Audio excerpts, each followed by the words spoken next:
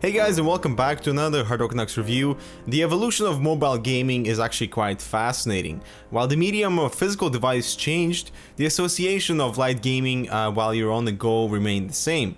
That's, some Angry Birds here, play some Sudoku there, and you get the idea.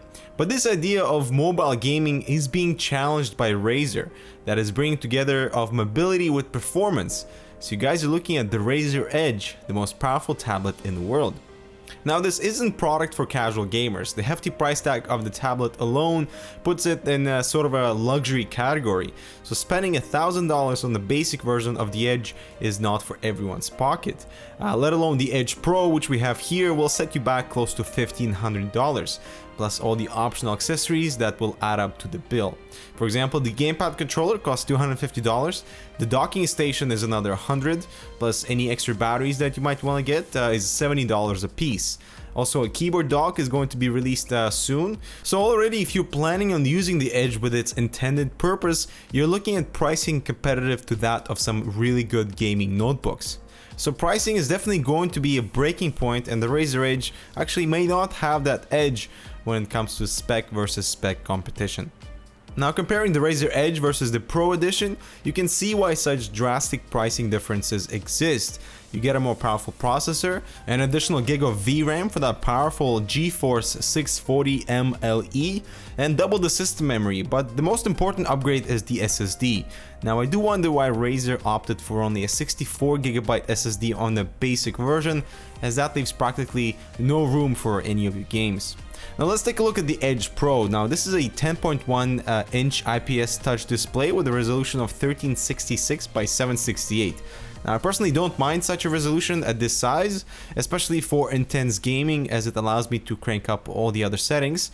But keep in mind, this is a Windows 8 computer crammed into this package, so it's a little beefier than your conventional tablets, so it's not the most comfortable experience using the tablet on its own. At the top of the Edge, we get the power button and the volume rocker, rotation lock, and a dedicated keyboard button. We also have a USB 3 port and a microphone/headphone jack combo. I still would have preferred dual jack so I can plug in my gaming headset. But one thing to note is that when the gamepad is installed, some headphone jacks won't fit due to limited clearance. Also notice the large exhaust slots that really do a good job of keeping the Edge cool during intense gaming. Now, I also noticed a slight play on the exterior cover near the GPU exhaust. This is a review unit, so it has been passed around, so it is used, but seeing this happen is a bit alarming, as this is caused by the heat. At the bottom we find speakers and a charging/docking port. Now the charger doesn't actually clip in place, but instead simply slides in and can just as easily pop out. Now for a product of this caliber, I would have expected a bit more attention to detail with regards to this charger. Now the Windows button is located in the middle for landscape mode, pretty standard, and using the Edge in portrait mode for online articles is also an option. And lastly, we have a 2-megapixel front-facing camera with built-in microphones. But of course, the Edge wasn't designed for reading, so how does it handle proper gaming? Well, before getting to that, let's check out the Gamepad dock.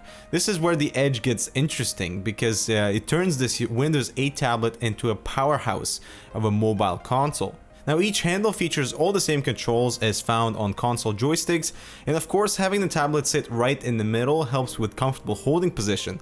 So when it comes down to handling, simply resting it on your lap would suffice, and all the heat is exhausted away from you. Now you can insert an extra battery into the Gamepad controller to just prolong your use, but this also adds some weight, so with the extra battery, the entire package weighs about 4 pounds.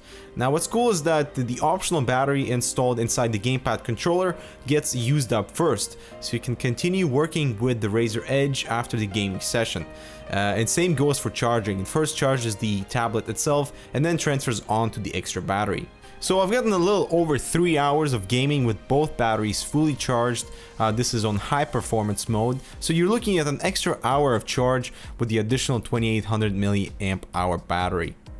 Now you can also enable vibration on the Gamepad controller, which is really awesome and makes you feel right in the action, but I was quite disappointed at the quality of the buttons for your point finger. They don't have good feedback and are very flimsy, which is not at all what I was expecting for a $250 product.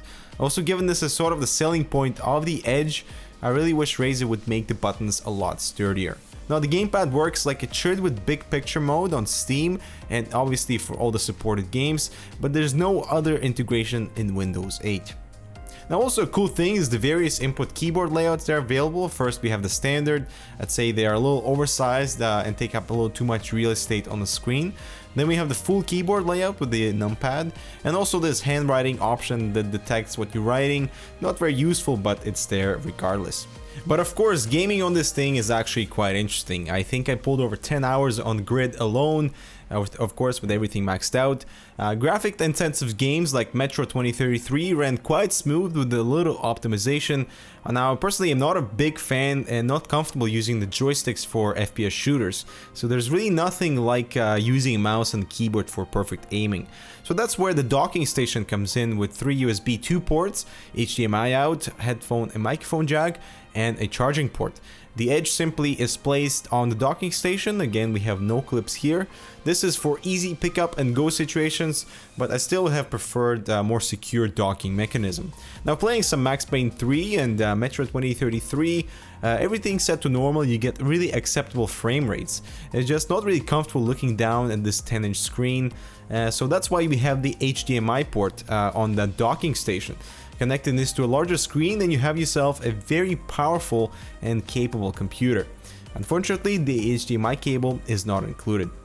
So the Razer Edge, formerly known as Project Fiona a little less than a year ago, has come to life with a great list of features and capabilities.